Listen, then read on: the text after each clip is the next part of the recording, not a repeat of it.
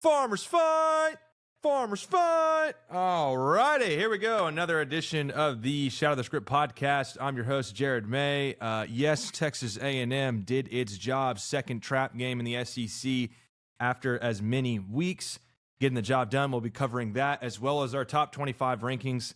The STS Poll Week 8 is out. It is out, gentlemen.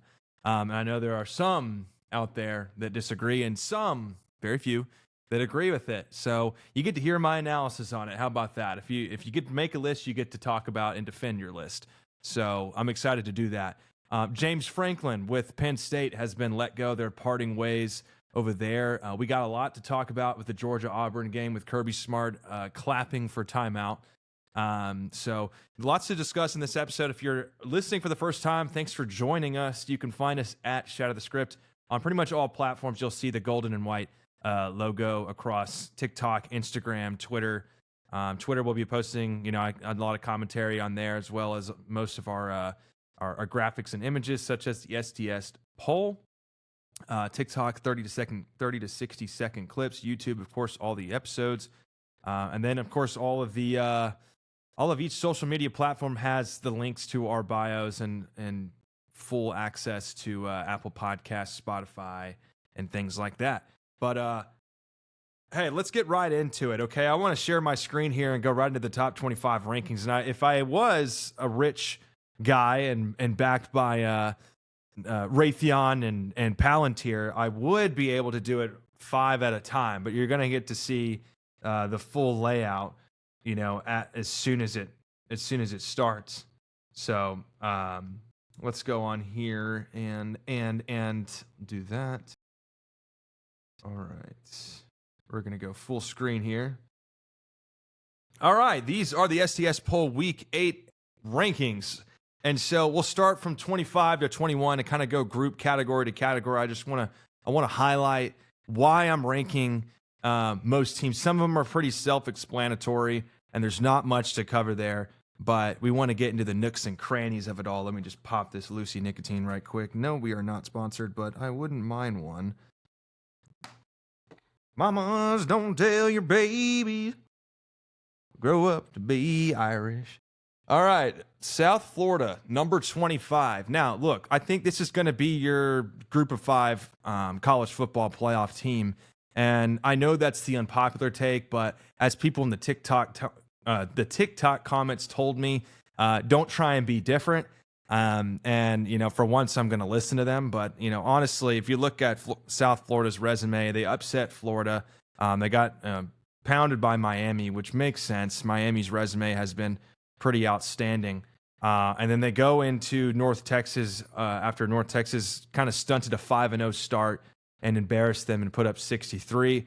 Granted, it is North Texas, but what people don't know is that North Texas has either a head coach or an offensive coordinator that has been responsible for John Mateer and one other quarterback that turned out to be pretty damn phenomenal. I can't remember his name, but if you look up his name and who he has recruited to be his quarterback, he is a special coach. And one of the throws that the North Texas quarterback made was insanity. He almost pulled a Dan Orlovsky running out the back of the end zone, and he throws it off his back foot right inside the right hash mark, about 15 to 20 yards downfield, pinpoint, threaded needle, sideline tiptoe catch from the receiver. So you might see him at a big-name school in the coming weeks. Memphis at number 24, they're 6-0. This is another Group 5 team that we might see. They've already upset Arkansas. I think the resume speaks for himself. And granted, when you get past, you'll notice on this list, when you get past number 14, maybe number 15, you kind of look at the list and go, man, there's really not much. There's not many teams or programs in here that have truly proven themselves. And granted, you have to let the season cook just a little bit.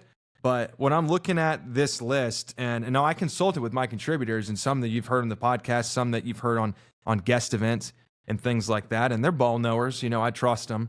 And so I'm going through, hey, is this list stupid? And everybody tells me no. Everyone says that's a damn good list. I promise you. I'll show you the receipts, So Memphis at number 24. Vanderbilt stays kind of at the same spot as last week. They haven't played. They're coming off a bye week. Now, here's the fun one. Washington. Washington is 5-1. They only have one loss to a top 10 team, and that happens to be who you guys are all complaining about, and that I have too low is Ohio State Buckeyes. And we'll get to the Ohio State Buckeyes here in a little bit, but Damon Williams put up a 400-plus passing yard plus 130-plus yard rushing attack and 4 total touchdowns. So over 500 yards of scrimmage yards and over 4 total touchdowns to do the trick against the Rutgers. And, it's the Rutgers, and they're not the strongest program in the world, but playing on a Friday night, it's a little off script, pun intended. And Damon Williams really showed out and really I understand that Matt Patricia's defense for the Ohio State Buckeyes is pretty damn phenomenal. As I said, we're going to get into that here in a little bit because Ohio State matched up with Illinois, and both Illinois and Washington have played Ohio State.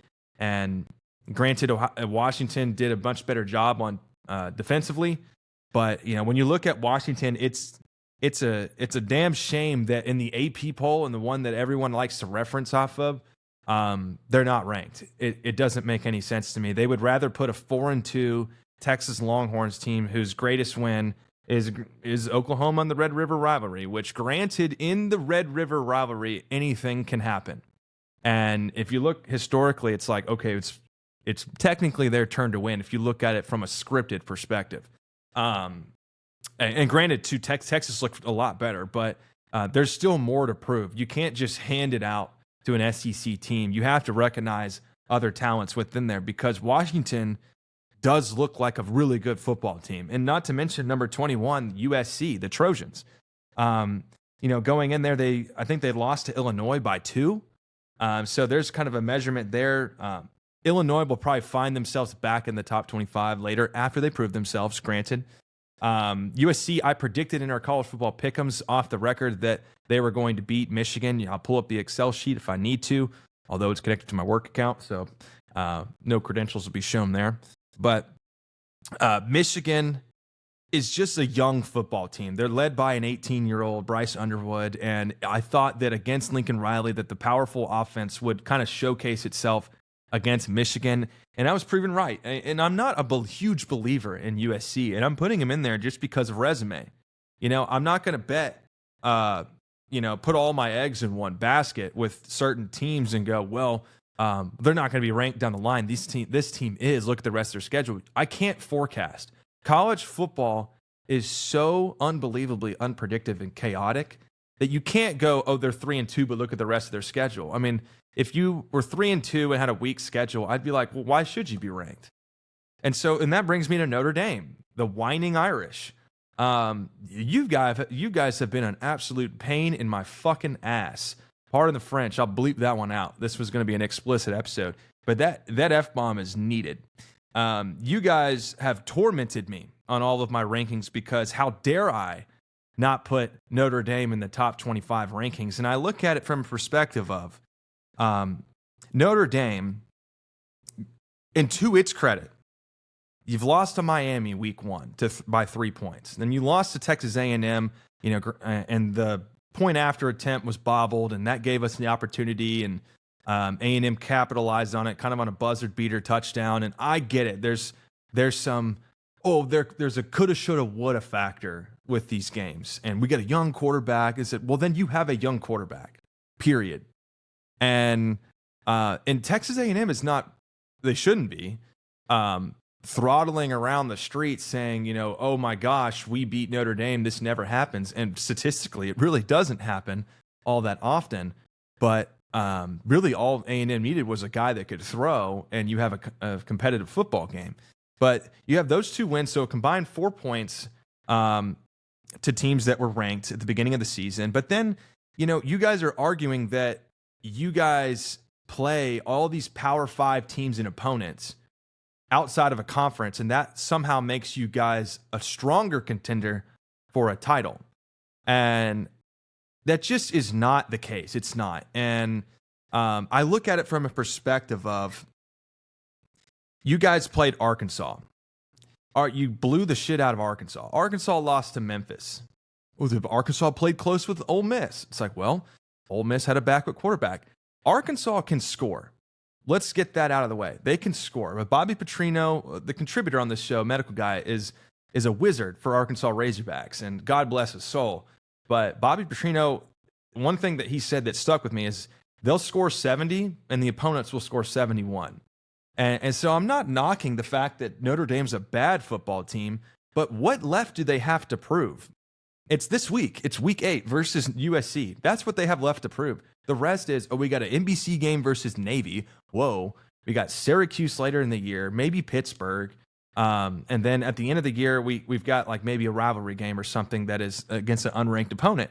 And so all of those teams that you had the chance to go, they are for real. They are the it factor. They are what as advertised. You missed on those you missed on those opportunities. You missed on those chances. So, and then, of course, everyone else is playing for a conference title. You're just like, okay, somebody told me that they played X amount of ranked teams within 3 weeks. Well, that's not true. You guys had a bye week. You came and played A&M off of a bye week. And so to be quite honest with you, I'm going to make a very risky comparison to what Notre Dame is. Notre Dame is essentially the Israel of college football. And when I say that, I mean, you got a lot of boomer bias with the Notre Dame Fighting Irish, and they say, well, because they're Notre Dame, they're the pinnacle of college football. There's so much history, and they're always going to be Notre Dame because of recruiting, and we should always place them into the rankings. But then the newer generation is thinking to themselves, why do we rank Notre Dame? They play outside of the rules. Everyone else belongs to a conference. Everyone else plays for a conference title, plays conference games, has rivalry games intact. And I get it. Notre Dame has some scheduled, every year. They get 2 or 3 opportunities a season to showcase a big matchup, and credit to them on that. But then the rest of the year, they're not contributing to the rules that everyone else. It's like rules for thee, but not for me. And hilariously, the Notre Dame fans, like the majority of college football fans, don't respect Notre Dame because of it. They don't acknowledge them to be the pinnacle of college football. They acknowledge them to be kind of the laughing stock. The majority of college football fans, we look at Notre Dame and we're sick and tired of them. We want them to play by our rules. And so the Notre Dame fans say otherwise. They say, we are the pinnacle of college football. We have so much history behind us. We're smarter than the college football committee. We don't want to belong to a conference because we get so much TV deals and money outside of the conference. We're smart enough not to join one. And so it's more beneficial to us. And so you're shrugging our shoulders going, we're smarter than everybody else. That's what Notre Dame is. And I think that's why you guys are so jealous of us. And that it just screams like politics. And to what I referenced earlier. And the modern generation is just fed up with it. And so they are ranked. They are at number 20, and they're going to be the team I have the most to say about because y'all are demanding a lot from me in my explanation for why Notre Dame was unranked last week. But I mean, you're 4-2 with 2 ranked losses. That no one else shouldn't get special treatment for losing to ranked teams. It just doesn't make sense. You have an opportunity this week, according to my rankings. Let's see how you guys do. Cincinnati and Nebraska are kind of paired together. Cincinnati is behind Nebraska because of the head-to-head matchup, but Cincinnati has been pretty impressive. They had a down week, only scoring 20 points against, I want to say it was Central Florida, 20-11 or something like that. And then Nebraska had a tough opponent. Like Maryland has a good defense. They played 4-1 Maryland. Maryland has a pretty solid defense according to the FBS, and they kind of won in a shootout, 34-31. Only lost to Michigan by 3. Michigan just lost to USC. So they're kind of all jumbled together in that one category. Virginia had the bye week. And then, of course, Utah's going into the Holy War this week, so it makes sense that Utah and BYU are kind of paired together. Next week's ranking is going to be very entertaining because after this Holy War, you're going to get a true recognition of which team is which.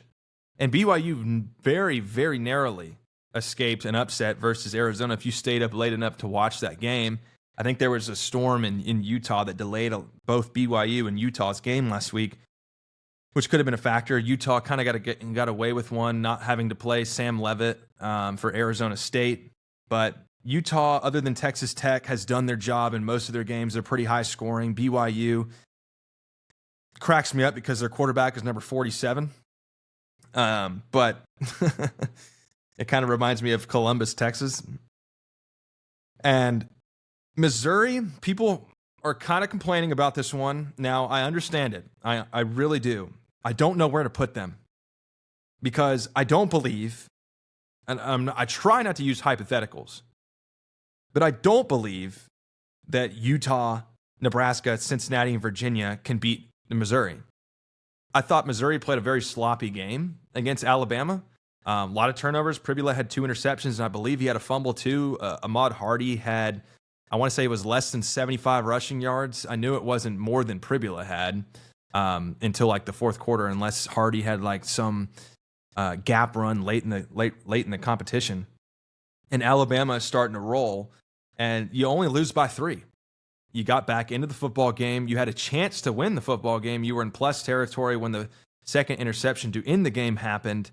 And so I don't think that was Missouri's best football. Now, granted, you have to give credit to Alabama for their defense, and Kalen DeBoer's done a knock-up job of kind of tidying those boys up since this Florida State loss. But no, they're not the strongest SEC team. That is a big question mark around Missouri. Keep tabs on that, and I understand you guys' frustrations. Trust me, I do. But this is why you listen to the episode, is to kind of to hear my analysis on it, and it's why I have to break away from the mainstream, because there's the AP poll is super NPC like. It's super NPC. You guys don't like it. Everybody was quote tweeting it saying it was terrible. And so I look at my list and consulted with 6 or 7 guys, my college football committee, if you will, who are all non-casuals. They're all pretty intricately involved with college football. Tennessee's number 13 paired with Oklahoma and LSU. So I think this pair of SEC teams are very, very similar in terms of they have great strengths on one side of the ball, but then the opposite side of the football is lacking in pivotal moments. So like LSU has a very strong defense historically this year. And Nussmeier, I believe, was banged up for like 2 weeks. But LSU escaped kind of a bullet against South Carolina, and South Carolina has a very, very difficult schedule. And so I think they're a better team than what their record shows for South Carolina. But LSU kind of has been slacking on offense. Of course, they lost to Ole Miss earlier in the year, 19-24, and people are calling them a potential fraud. But you look at LSU, their defense has been pretty damn strong. OU, the same thing, very strong defense. When John Mateer was in, their defense was above average. I still think their run game needs to improve. They're using John Mateer for a lot of their bulk carrying, kind of like Georgia Tech is using Haynes King, except Haynes King's hitting like 25 carries a game, which is pretty absurd, but it's working. But you know they lost to real quick with the Red River rivalry. It was a mistake to play John Mateer. If you're an Oklahoma Sooners fan, I would be pretty upset, because I think Hawkins would have done a much better job coming off. I mean, he's not coming off a surgery within 2 weeks. He's not rushing back into the football game. He doesn't have tape around his throwing arm. He hasn't. He's gotten game reps. I feel like it was your better chance to win. And I understand like Sarkisian's point, saying, "Well, man, I'm just super happy that I didn't have to explain to the media what could have happened if John Mateer played, and you guys kind of shut up after." And so that point by Sarkisian is phenomenal. I want to. That's a great take. And as an A&M fan, I'm happy that we got to see John Mateer. But logistically, that was not smart. I think you kind of would. I think as a Sooner fan, as someone looking from the outside in, I would have played Hawkins. I think that would have given you the best chance to win. I don't agree with playing somebody coming off of a surgery, 16 days or so after the operation. I think that really cost you guys. And evidently, 3 interceptions could have been 4 or 5 if those tipped footballs were caught and all those dangerous throws and hospital balls into traffic were caught. He was constantly duressed and under pressure. It just wasn't good for the Sooners. And I don't believe that they're fraudulent. I think that was just a game where, the defense held up. They really did. But just an error, I think, by the coaching staff. And, if the coaching staff heard this, they'd call me an idiot. But that's my outside looking in take on that. And Tennessee, I think we'll see this weekend. They're playing Alabama. I believe it might be the college game day matchup. But Tennessee's playing Alabama. There's a good chance Alabama runs them out the damn building. And Tennessee's defense just cannot stop giving up points. They can't. Arkansas scoring 30-plus points. Mississippi State scoring 30-plus points. Getting a huge lead up on Georgia and then allowing Georgia to score 40 or 45 points. It's not sustainable. It really isn't. And their offense is highly explosive. Don't get me wrong. They got weapons on offense. And Heupel's going to do his thing. Coaching offensively at Tennessee, but very, very concerning stuff with Tennessee. But they're all paired together: LSU, Oklahoma, and Tennessee, right there in that same category. And then, out of respect for BYU's undefeated record, I got them ahead of Missouri, and then so on and so forth. All right, entering the top 10. This is the STS Poll top 10. We got Oregon at number 10, followed by Georgia Tech. Do I think Oregon's probably a stronger team than Georgia Tech? Yes, I think so. Do I think Georgia Tech would have a great chance to beat Oregon? Yes, I do. Georgia Tech could possibly slip out of the top 10 as the season goes on, regardless of them continuing to win. And I understand resume has a big factor on how I rank football teams in college football, but that Clemson win is starting to look a whole lot less relevant. I'm still going to give them the credit for it because, like I did with the other teams, when they played them, it was a ranked opponent. The rest of their season, I don't believe they play a ranked team, so they are a absolute contender for the ACC championship. Oregon, on the other hand, you go double OT with Penn State, who just fired their head coach, James Franklin, who we'll talk about after this STS Poll recap. Penn State just lost 3 straight games. Oregon in double OT, they lost. Oregon double OT, they lost to UCLA, who was 0-4 at the time, who were, they're on a 2-game win streak. And then they just lost to Northwestern, and their quarterback, Drew Allard, is out for the season after he was carted off. And they fired their head coach. So going in against at home versus Indiana and losing 30-20, it was a very, very, very competitive football game. But Indiana is for real. So you can argue Oregon might be soft. You can argue it. I'm not going to claim that, but I'm going to say I'm going to put an asterisk by Oregon and say this is something to keep an eye on. The rest of I think they got maybe 1 or 2 big time matchups left in their schedule, maybe less than that. So I'm imagining they're going to still win 10 to 11 football games unless somebody shocks us along the way. But I think those teams I have in front of them, and I'll get to them in a second, are just much stronger for various reasons. Georgia, Ole Miss, and Alabama. Now, like Georgia, let's not freak out. If you're a Bulldog fan, if you are an SEC hater, let's not freak out here. Georgia scored 20 points against Auburn. And I've watched a lot of Auburn's football games. I've watched them the opening night against Baylor. I've watched them play Texas A&M in person, where I got a much better look on the happenings. And then, of course, I watched most of the Georgia and Auburn matchup. And what Auburn does is, with their quote-unquote quarterback, Jackson Arnold, they hang on to the football. Their time of possession is out the roof. And it's because Jackson Dart can't really throw, so he's always trying to scramble. And then they try and run the football, and then they try and throw it to Coleman, and it just chews the clock to all hell. And so if you don't capitalize quickly against Auburn, whose defense is not terrible at all, they've got a decent defense in the SEC. These football games are going to be very low scoring. So if you are a bettor, if you're seeing Auburn play somebody, you can bet the under on the total. Auburn controls the football.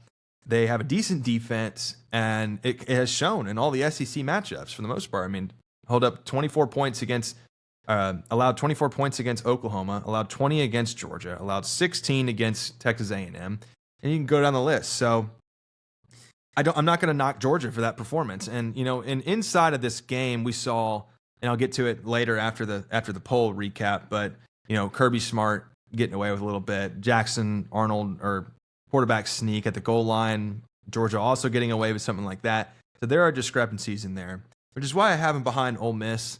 And look, I understand Ole Miss had a very, very poor outing against Washington State, which Washington State lost by 50-plus points to North Texas, 59-10. So what is that? Oh, 49 points. And watching this football game, I'm looking at Chambliss, and Lane Kiffin said it himself at the halftime interview, and he was like, "Look, none of that D2 stuff. It kind of poked out, and it just kind of screams they're waiting for Austin Simmons to get back. They haven't their peak as a college football team hasn't reached his true potential because Austin Simmons has been out with his ankle injury. And I think once he returns, you'll see a much more explosive Ole Miss. And there are more tests for Ole Miss to encounter in the SEC schedule. So I understand people's concerns, but at the end of the day, a win's a win, and they are 6-0. So one of the only Texas A&M and Ole Miss are the only two SEC teams that are undefeated. Is that true, or is Georgia undefeated? I might be tripping. I know for a fact there's two right now. Oh yeah, I'm right. Because Georgia lost to Alabama, which brings us to Alabama. The Tide are rolling. Kalen DeBoer took that shit personally at the beginning of the year when they lost to Florida State, who has lost, I believe, 3 straight games. They're now 3-3. They will not see the STS poll for the rest of the year. But Alabama, Ty Simpson is now the Heisman favorite according to the betting odds for a certain sports book. And I'm not a betting guy, and I don't promote betting. Call 1-800-GAMBLER if you need anything. But I watched a lot of this game, and Ty Simpson was making absurd throws versus Missouri.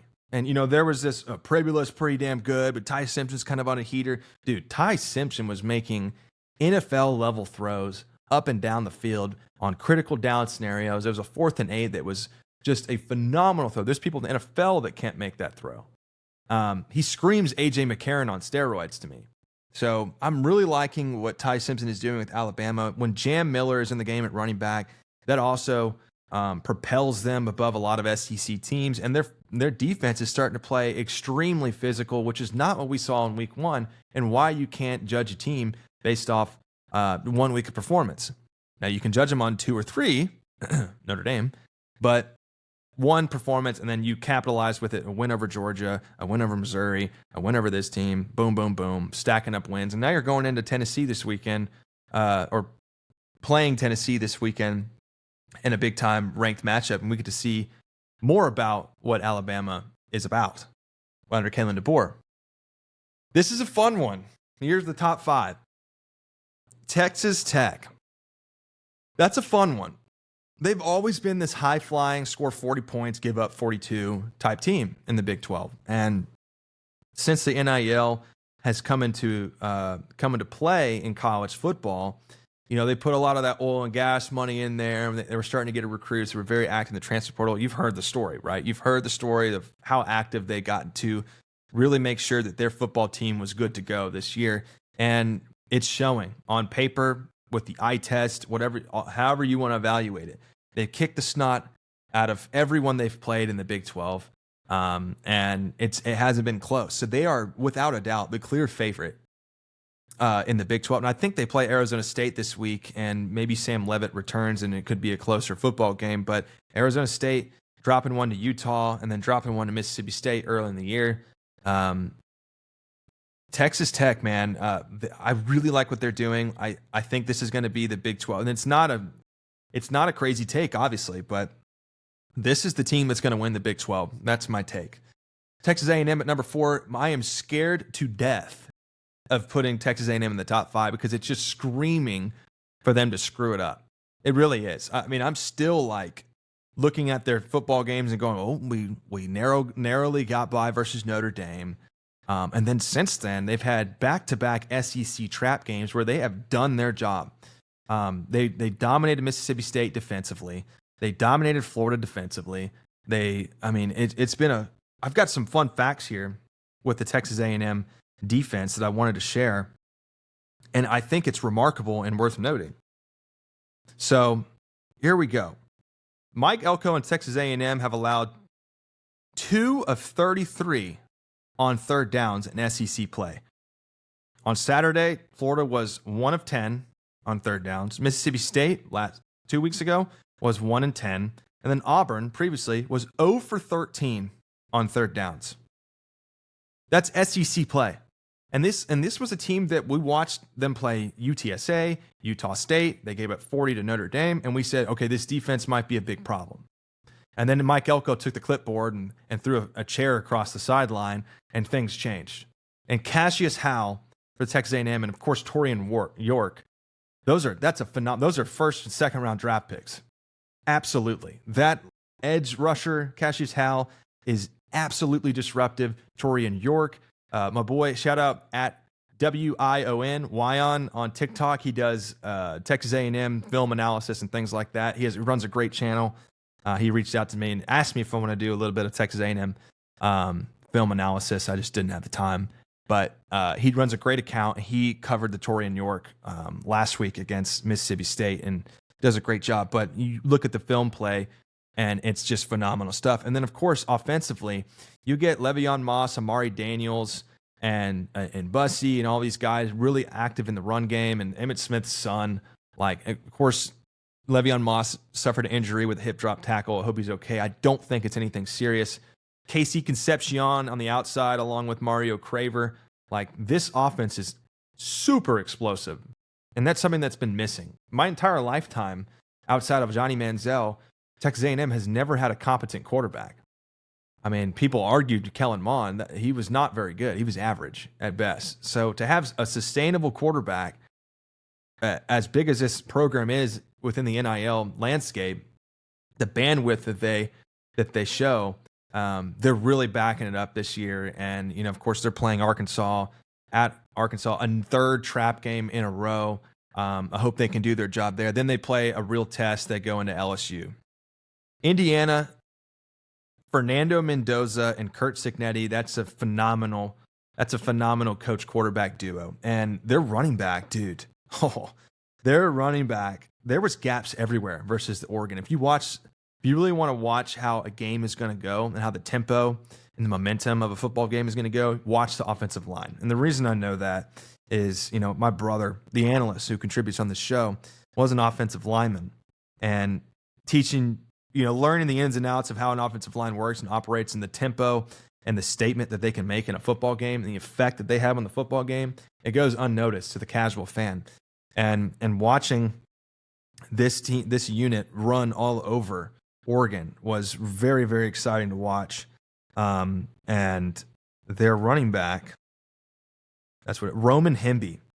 Roman Hemby was great. I mean, he averaged 3.7 yards per carry and had 2 touchdowns, but 19 carries on the day. And their backup was averaging 4.4 yards per carry. Mendoza averaged 5.2 yards per carry on scrambling around. He was 20 of 31 for 215 yards, a touchdown and interception. I think the interception came late.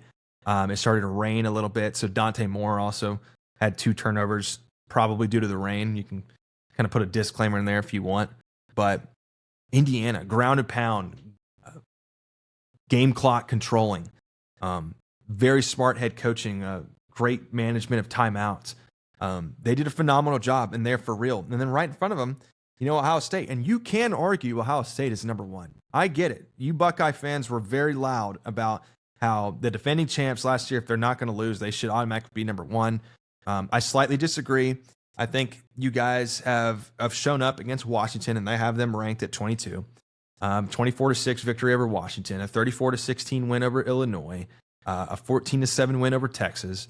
And, I get it. You guys have done a couple things that are great, and I think sooner or later you guys will get the number 1 spot. I do want to see a little bit more. I want to see that next matchup that you guys play. I want to see Julian Sayin really start to excel. And it looks like he is really starting to get a hold of himself. And, and he looks very poised back there, but he is a younger quarterback, and so I really want that trust factor to really kick in for Ohio State. But obviously, I like what they're doing over there. Ohio State and Indiana are the Big Ten favorites to contend in the championship. But I don't think Ohio State plays. Yeah, they don't match up. Ohio State and Indiana do not play one another, which that would have been a phenomenal matchup. It'd be cool, like in the SEC, you see a lot of these crossover games. You see a lot of, Alabama versus Tennessee, Alabama versus LSU, Texas A&M versus, Texas and LSU and Missouri, and like there's all these crossovers. In the Big Ten, there's just not a whole lot of that. Like Oregon and Penn State cross over a little bit, and Oregon plays Indiana too. But I feel like in the Big Ten, everyone should have a schedule of Indiana, Oregon, Penn State, and all those big-time Big Ten teams. But ironically, they just don't. So I find that a bit strange and a little bit disappointing in terms of scheduling. And at number one, I got Miami still. I know they're on a bye week and they're kind of quiet. People are demanding that they move out of the number one spot. But, I want to pinpoint that, Miami, some of their games, I think it was 2 or 3, and they were rivalry games versus Florida in-state schools. It was raining. The weather was bad, and they ended up winning. It's producing points. Their defense looks strong. I mean, they beat Notre Dame week 1. They beat Florida. They beat South Florida. They beat Florida State. They won all the Florida games, and that means something. I know you guys look at Florida State and see a 3-3. You look at Florida, you see a 2-4. You look at South Florida, and you see a group of 5 school. You look at Notre Dame, and you see, and the people outside of Notre Dame see fraudulent. But, opening up versus Miami and winning that football game 27-24, you blow the snot out of South Florida. You do your thing versus Florida State and win by 6. Granted, it was a little bit more separated throughout the game. You do your thing against Florida. Winning all 3 Florida games is not something to ignore. And then you got the rest of the ACC schedule. They're going to play Louisville, who's not a sleeper team. They're 4-1. I believe they're both coming off a bye week. So, yeah, I'm impressed with what Miami's doing. That's why I have them number 1. And if they continue to do what they're doing, they're going to remain number 1. And unless Ohio State just does something absolutely phenomenal and they hang 70 points 6 weeks in a row, then I'm probably not moving Miami. Or if Miami has a really bad showing versus a subpar ACC team. So, well, let's go back into the main screen here. Let's go into kind of the news of the week, and then we'll wrap up this episode. I'm trying to find, where's my stuff? Don't touch my stuff. Yeah, I want to see what's going on with James Franklin and Penn State. Now, of course, I've already kind of semi-talked about it. Penn State losing 3 straight. They've lost, of course, they've lost Oregon, they've lost Northwestern, they've lost UCLA. Really bad losses. And you lose Drew Allar in the process. So I believe his college football career is done. And we might see him in the NFL draft. But, oh, man. I talked about it before. James Franklin, 4-21 versus, I believe it was top 10 ranked opponents. And then he's 1-10 versus Big Ten ranked opponents, which is a bigger exclamation point. And I think the reason, there's always this conversation when an Ohio State coach or a Penn State or some big school who has had success but has never won anything, when these coaches get fired, there's a lot of confusion that surrounds it. And then my personal take on this, and this is after looking up a lot of facts, is, I talk about it with the Penn State schedule. They don't have a lot of opportunities to showcase that they are a team that's for real. They really just have to go off the notion that when you play these weaker Big Ten teams, you kick the living snot out of them and then go, well, they won their conference game by 40 or 50. And when they get those opportunities to play an Oregon or an Ohio State or a Michigan or things like that, and the game's close, and we go, okay, who won that game? And according to James Franklin's stats, he doesn't win those games. So the small opportunities that you need to convert either to win a championship or to contend for a playoff spot or to contend for a Big Ten championship. He doesn't convert on those. So that's why he's being fired. That's why he's being let go. You can look at the overall record all you want. That's not what we're looking at here. That's not what's being evaluated by the athletic director at Penn State. What's being evaluated is whenever he gets a dominant opposing team. Sorry, I'm word blanking. He doesn't convert on those opportunities. And Penn State, being the brand that they are, the AD is probably looking at that and going, we're Penn State. We get top-notch recruiting year after year. People want to go to Penn State and they want to play football. The roster, 70% is going to take care of itself. The other 30% is additional recruiting from the head coach, whether it be a player's coach or an X's and O's type of guy. And what they're seeing from James Franklin is when he's getting those opportunities with the roster that he's been presented, he's not converting on those opportunities. And that could be a supporting cast in the head coach in the head coaching staff.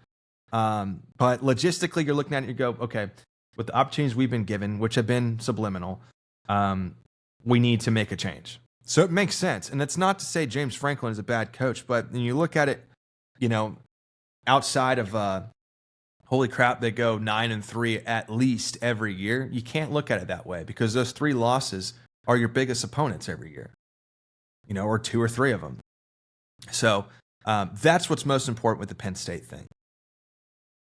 And then additionally, you flip to the SEC side and you look at Kirby Smart, versus Auburn. And Kirby Smart he's a little scrappy. He's a little rah-rah because an SEC coach, they understand the intricacies of how to win without the X's and O's. They rub up on the referees, they rub up on the committee. There might be an SEC bias or the AP poll and things like that. You can understand that a coach like Kirby Smart knows those things and can get away with some of those through the committee and through officiating. And so that's what happened versus Georgia and Auburn. And you look at the QB sneak versus Auburn where they reviewed it. He crossed the goal line and they overturned it and the fumble counted and Auburn didn't get the score.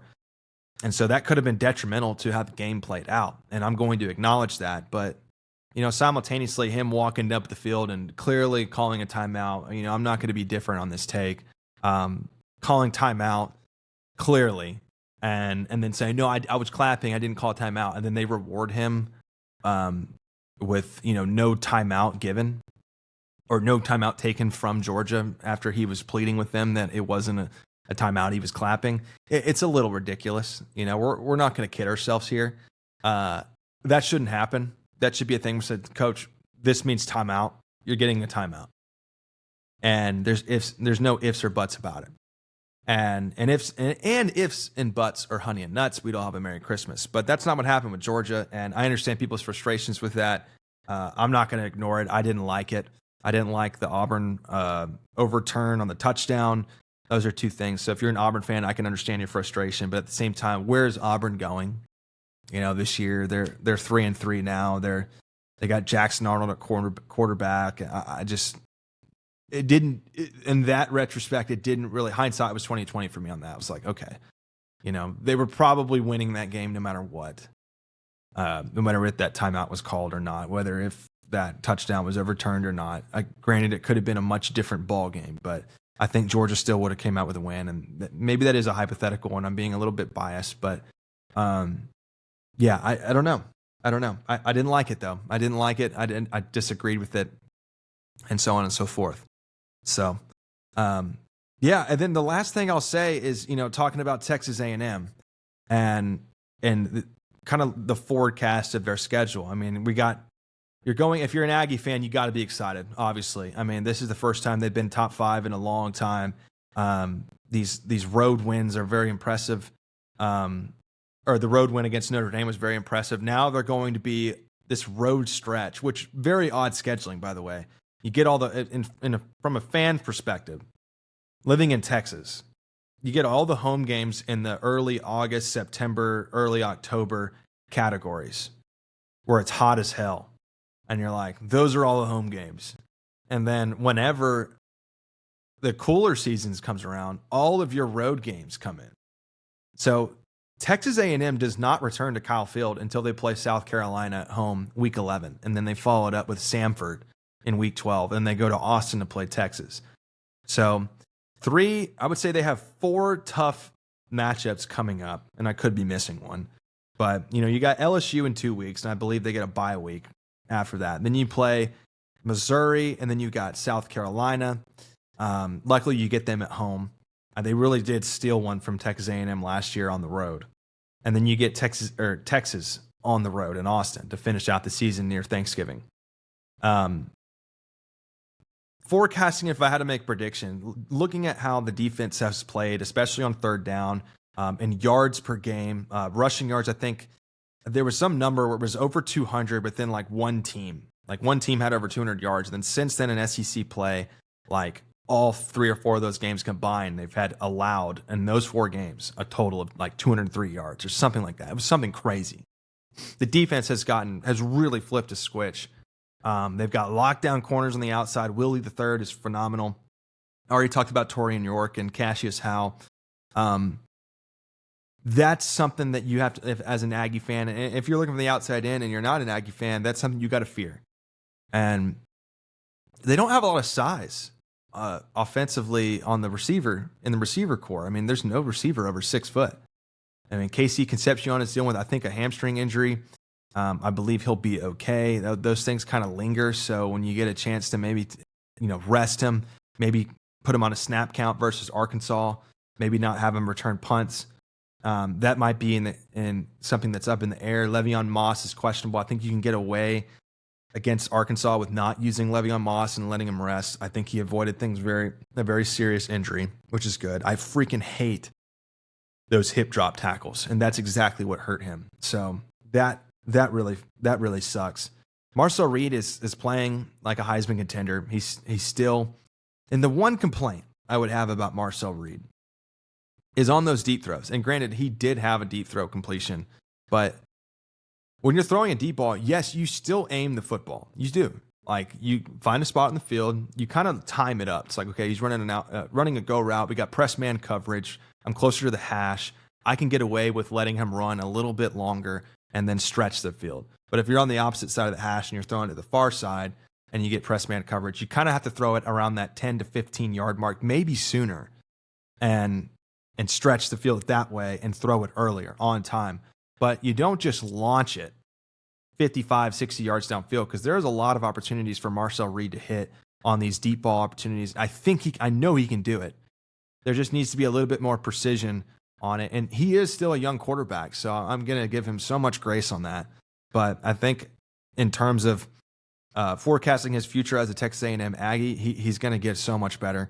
I'm very excited to see him. As long as he stays healthy, I really do believe that Texas A&M is going to be a true contender.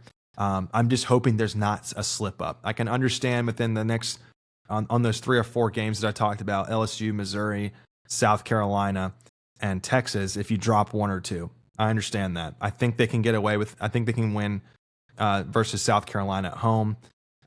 You're looking at 8 wins there, and they can just capitalize on just one. I would assume it's Missouri. I think they can beat LSU, although it's a night game at Death Valley. But historically, they drop a game somewhere, and I'm just waiting on that to happen. And I hope it's not Arkansas for the sake of having the medical guy, our contributor, back on the show next week or something like that. But anywho, that was my STS poll week 8. That was my recap of the Penn State firing and the Kirby Smart altercations, and a little bit of Texas A&M analysis.